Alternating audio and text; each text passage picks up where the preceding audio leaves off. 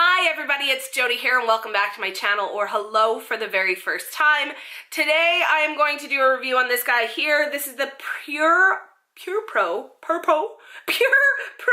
Etenay palette. This palette was sold exclusively in Canada at Shoppers Drug Mart. I do know in the USA that it was sold at Ulta as well. This is a collaboration from Pure Cosmetics, and I have his name here, and Etenay Ortega. He's a Mexican-born makeup artist. He does celebrity makeup and hair. So out of his larger celebrity-based clients, the ones that probably get him the most notoriety and recognition, it's where I know him from, is he is a makeup artist for the Kardashians. So this sucker right here ran me $49 Canadian. So this guy here comes with a large mirror up in the top, and 18 shadows. These shadows range from mattes to satins, and they also have some shimmery sort of metallic colors. This palette is entirely what I used on my eyes today, like I usually do. If I'm reviewing it, I sure as heck better be wearing it. So let's talk about the packaging on this. This packaging is cardboard. It is a thicker cardboard. It does have a magnetic closure in it that's quite strong, which I enjoy. The artwork on it, I get, is sort of his signature in behind, but it's very much kind of lost because it's like a, well, it's not quite black, it's like a charcoal gray. It's a lighter grayish silver on a dark background, so I think they could have done a little bit more to snazz this up and make it more appearance worthy. I personally don't have a problem with cardboard packaging as long as it's sturdy, and this feels sturdy. Like, I'm not concerned that if I drop it, which I have, nothing broke. So I'm not that super concerned about it. So this product is cruelty free, however it is made in China. We do have the bunny on the back to prove it, but the big thing with this palette is it only has a 6-month shelf life, which, quite frankly, compared to some of my other eyeshadows, have a much longer lifespan. So this is a short life on it. The quality of the packaging is all right, not my favorite. Like I said, I don't mind the cardboard. The magnetic clasp is good, but it is just lackluster. Like, there is nothing about this palette that screams, buy me, at all. There's nothing in this on the outside of it that when I open up my drawer and look, go, ooh, I want to use that one. That never happens with this. I've had to really put my mind into using it. When we get inside, and let's take a look at the colors inside. Oh, I just stuck my fingers in the blacks. Good for me.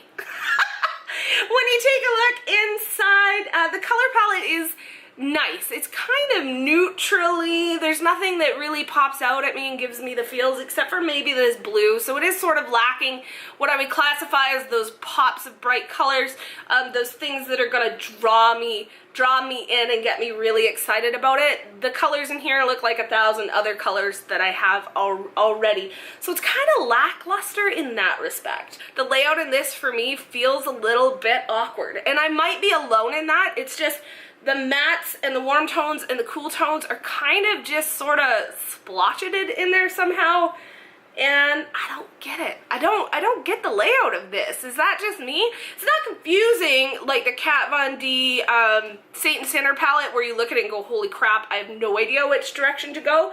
This you can definitely figure out a direction with. It's just the layout seems really odd, and might be sort of why I feel like it's kind of lackluster when I pull it out and look at it. Alright, so the performance of these shadows. The matte shades in here, other than the blacks and this color, like this row of 3 up here, they need some building up to get pigmentation. So they take a little bit more work. These shades are actually really kind of hard in the pan. They feel very soft, like they're very soft to the touch. They don't feel gritty or grainy, but they actually swatch better than they apply to the eye. The one nice thing that I will give them though is that they blend beautifully. The blend on this is like easy peasy. But part of the reason for the blend on this being easy peasy is they don't have that super pigmentation that is really gonna stick there and really gonna last. So as you're blending it out, you're actually blending away some of the product as well. So that's where it becomes a little bit more difficult because you blend, but to keep the color, you gotta kind of keep packing it on. So it takes a bit of work to use with these. When it comes to the satin shades, they're all right. I don't have anything really to say about it. They're satiny. They're okay. They work a lot like the matte colors. A little bit more with blendability and such of the matte colors than they do with the hardcore shimmers. These ones that you would think are hardcore shimmer, like this guy down here, Zen, this guy here, Bossy, Penny up here. The problem with these is that with someone with hooded eyes, transfer from my lid to my upper eye is something that drives me crazy. It happens with every palette from Natasha Denona to Maybelline. It always happens. So how I judge it with transfer is the degree of transfer, and this thing transfers like insane. About 3 or 4 hours after putting my makeup on, if I do not use a glitter glue underneath the shimmer, which is something I do quite often to make it really stick there, half the shadow is gone. The shimmer shades are gone from my lower lid, and it's up to my eyebrows. And that for me is an absolute no-win. If you use a glitter glue underneath it, it does adhere a little better, but you still get that transfer, and that's something I don't get with a higher quality palette. Right, so overall thoughts for $49, do I think it's worth it? No, it's just not good. You know, this kind of reminds me of, and I'm not trying to knock drugstore brands. There's a lot of things I really love from the drugstore. Eyeshadows not being one of them. And the reason I don't like most of the eyeshadows from the drugstore is the fact that they don't have the pigmentation, they don't have the lasting power and pizzazz and the bablam that I'm looking for. And this falls under that category. Charge $49 Canadian for this kind of quality and lack of beautiful packaging. Like, there isn't even beautiful packaging for me to go, well, at least it's pretty. I can't even say that about this. I'm gonna give it a huge thumbs down. If you guys are looking for a palette with blendability, pigmentation, shimmers that last for days, that you're gonna get a long time wear out of, that you can pizzazz up or you can dress down for daytime, I would highly recommend looking at some of the indie brands out there, because they are putting out some amazing stuff. Go to Coloured Rain. Go to Coloured Rain. You can buy their individual palettes. They have their little mini palettes. I absolutely love them and have no complaints. Out of all of the eyeshadows I have bought from Coloured Rain, I've had one that gave me any kind of grief or difficulty. I would highly recommend taking a look at Juvia's Place. They're a newer brand to me, and I am loving them. The blendability, the pigmentation is, oh, so freaking good. It's so good. You're looking for shimmers that go on without Fix Plus. You don't have to fight with them. There's no transfer, no fuss, and you want to support a Canadian company, then go to Suva Beauty, S-U-V-A.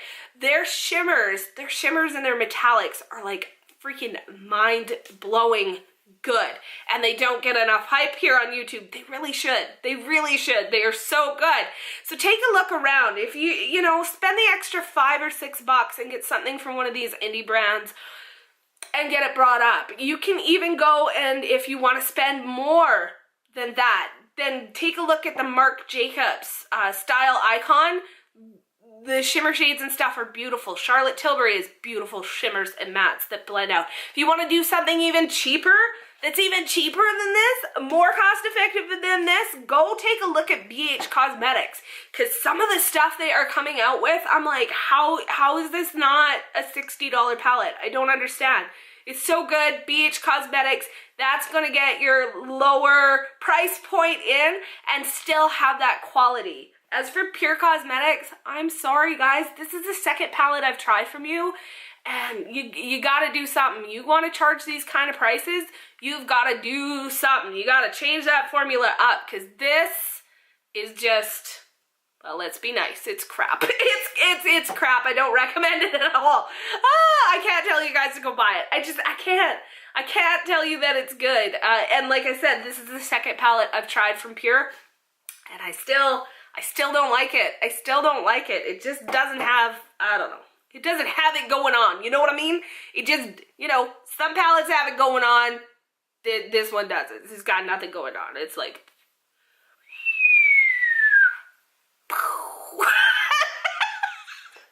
Alright guys, if you guys have used this Etchende palette from Pure and have an opinion different than mine or agree with me, please let me know down in the comments down below.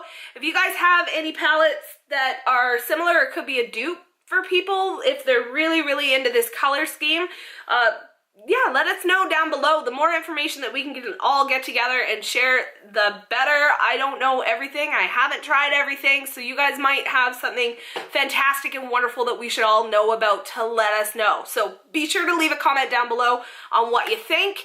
Other than that, guys, you all know the drillio. Please give me a thumbs up if you enjoyed this video. Don't forget to subscribe if you're not subscribed already. Why do I have gun fingers? And as always, guys, thank you so much for stopping by. I will see you all next time.